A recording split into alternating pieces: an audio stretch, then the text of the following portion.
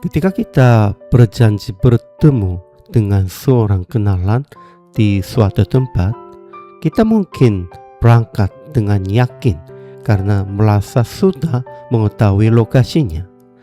Namun setelah tiba, ternyata tidak ada seorang pun di sana karena tempat pertemuan yang sebenarnya berada di lokasi yang sama sekali berbeda.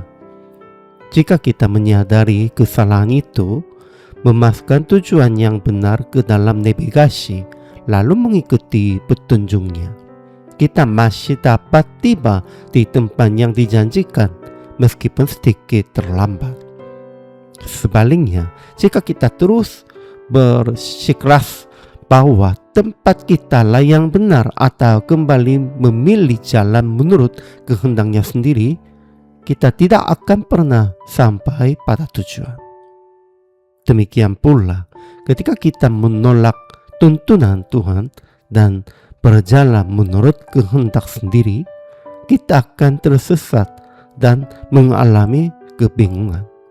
Namun ketika kita berbalik dan kembali menaati firman-Nya, kasih karunia Tuhan menuntun kita kembali kepadanya.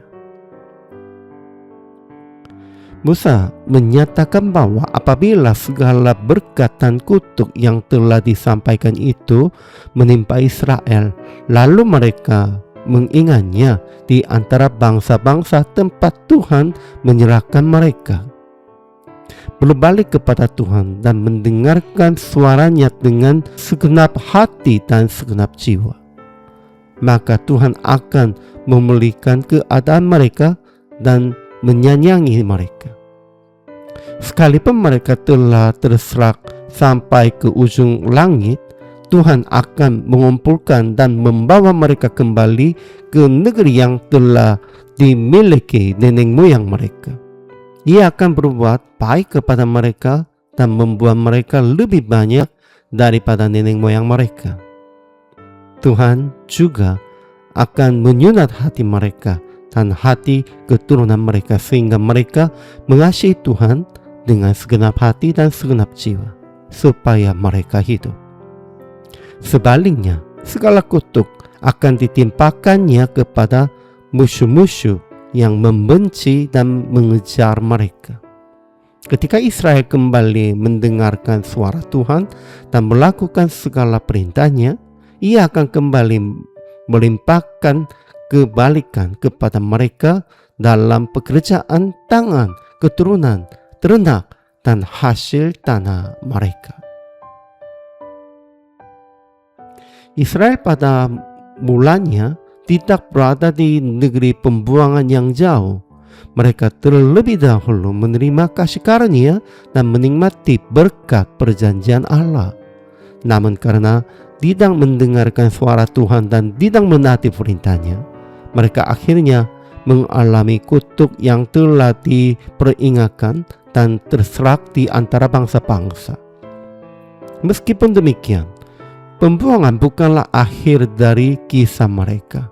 Apabila di negeri pembuangan mereka kembali mengarahkan hati kepada Tuhan dan mendengarkan suaranya, Allah berjanji untuk menyayangi, mengumpulkan, dan membawa mereka kembali.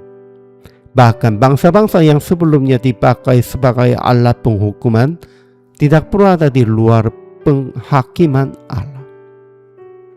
Ketika mereka membenci dan menganiaya umatnya, mereka pun harus mempertanggungjawabkan perbuatan mereka di hadapannya. Dengan demikian, penghakiman Allah tidak membatalkan kasih setianya. Bahkan di tengah penghukuman, jalan untuk kembali tetap dibukakan oleh kasih karunia-Nya. Allah bukan hanya memperingatkan Israel agar jangan mengambil jalan yang salah. Ia mengetahui kelemahan dan kedegilan hati mereka, tetapi sejak awal juga menyediakan jalan pemulihan ketika mereka berbalik kepadanya. Bahkan ketika mereka telah tersesat jauh, mengalami kehancuran dan hidup tercerai-berai di antara bangsa-bangsa.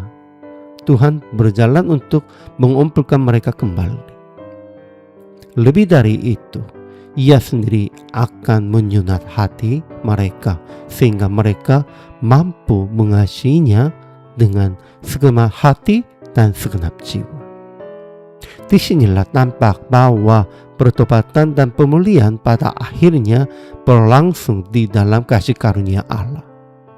Seperti anak yang hilang yang akhirnya sadar, bangkit dan kembali kepada Bapaknya, kita pun dipanggil untuk menyadari jalan kita yang salah, berbalik dan kembali kepada Tuhan. Firman-Nya menjadi penunjuk jalan yang membawa kita pulang. Ketika kita kembali kepadanya, kita mendapati bahwa Bapa yang penuh belas kasihan telah membuka jalan pemulihan dan kehidupan bagi kita.